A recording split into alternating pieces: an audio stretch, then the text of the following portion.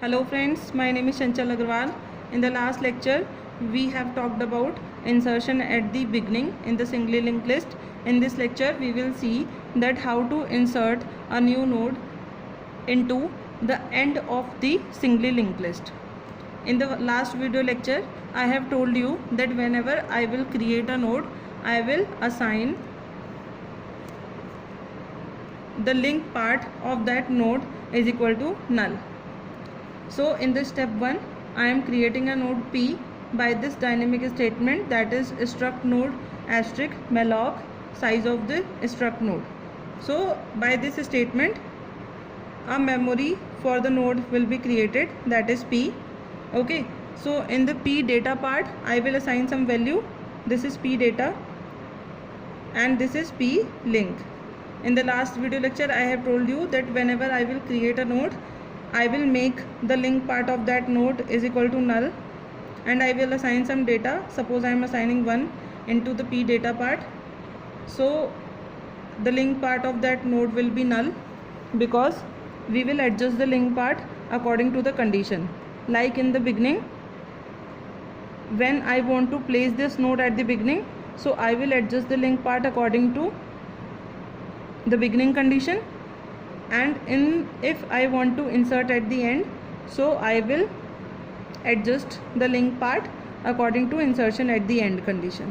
That's why at the starting we always take the link part as null.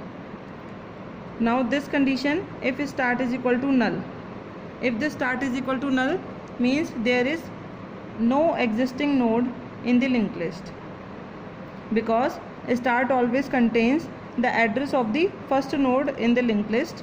So start is equal to null means there is no existing linked list.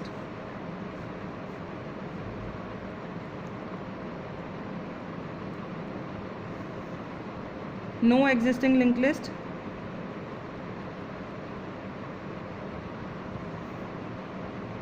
I have created the node P and suppose the address of P is 5000.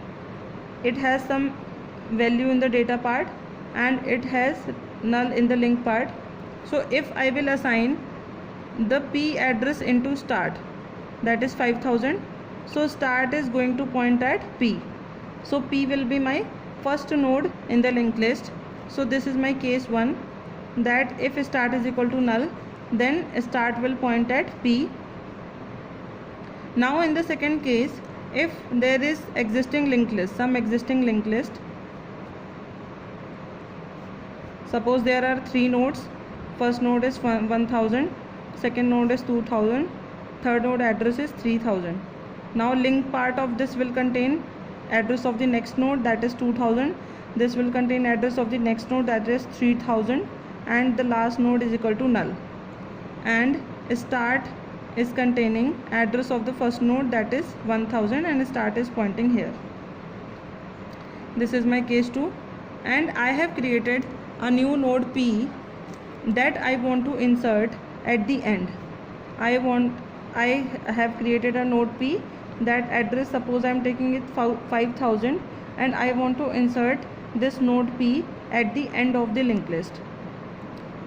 You can analyze from this example that if I want to insert the node P at the end, but right now this is the last node in our linked list, if I will insert the node P at the last, so the link part of this node should contain address of P, because P will be the next node to this node. P will be the next node to this node. So this part should contain, instead of null, it should have 5000. So that will make a connection here, and P will be connected at the end. Suppose I am for this, but for reaching to this node and for adjusting the links, I will have a variable here, so that I can access the data part and I can access the link part of this node. So for that I have to traverse the whole linked list. For traversing, suppose I am taking a temporary variable, that is temp, and obviously I am starting that variable from start. I will always start traversing from first position. So if I will assign a start address into temp, so temp will point at the first node, start is also pointing at this, and temp is also pointing at this node. Now what we will do, if I want to reach at the last node, so as I have told you that the last node of the linked list contains null value. Last node of the linked list is containing null value. So if I want to reach at the last node, so I can write a while loop, that while temp link not equal to null, till then it will do temp is equal to temp link. Means you can see here that right now temp is pointing at node 1000. Okay, now you will check this condition, that temp link not equal to null. Okay, right now temp is pointing here, temp link is, this is temp data part and this is temp link part, and right now temp link is not equal to null. So what it will do, temp is equal to temp link. Now our new temp value will be temp is equal to, right now this is temp data and this is temp link, so new temp will be point at temp link, that means new temp will be point at 2000. So now my temp will be pointing here. Now it will check the condition again, that temp link not equal to null. Yes, temp link is not equal to null. So what it will do, temp is equal to temp link. Now my new temp value will be, what is the link part of this, 3000. So new temp will be point at 3000. Now my temp will point at 3000. Now it will see this, if this is the last node and we have not created the link, so it will see that now temp link is equal to null. So it will stop here, and we have placed a temporary variable here. Okay, now if we want to, as I have told you, that if we want to connect these two nodes, so what should present in the temp link part, P will be the next node to the temp, P will be the next node to the temp. So in the, instead of null, it should contain the address of P. That means after placing the temp at the right position, in the temp link part we will place address of P. So P will be inserted at the end of the linked list. So this is the complete algorithm. First of all, we will check first condition, that if start is equal to null, then we will assign our node to the start, so that will be our first node in the linked list. Otherwise we will assign the start address into the temp, so that we can start traversing the linked list from the very first position, from the very first node in the linked list. Now we have written a loop that repeat while temp link not equal to null. This statement means that until and unless temp is placed at the last node, because if we want to insert P at the last position, so for that I have to adjust these two links, last node link and after that, because we are placing P.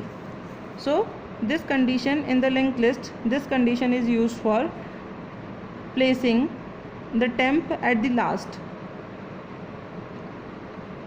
because only the last node can have null value and no other node in the linked list can have null value. And until and unless this condition cannot be true, so temp will be temp link. Means temp is right now at the first position, then temp will move to second node, then temp will move to third node, and temp is going to move until and unless it will get a null into its link part. Now we will do end of this while loop.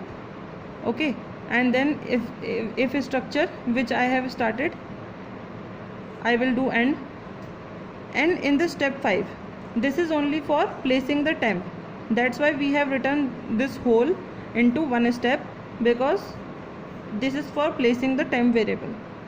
Now we have placed the temp variable at the last node, and in the last node temp link is equal to null. But if I am inserting p at the last, so last node so p is the next node, okay, to the last node. So in the temp link, this is the temp link, we will place the address of p, so p will be inserted at the end, and at last we will exit. Thank you friends for watching this video. If you like the video, so please click on like and subscribe button.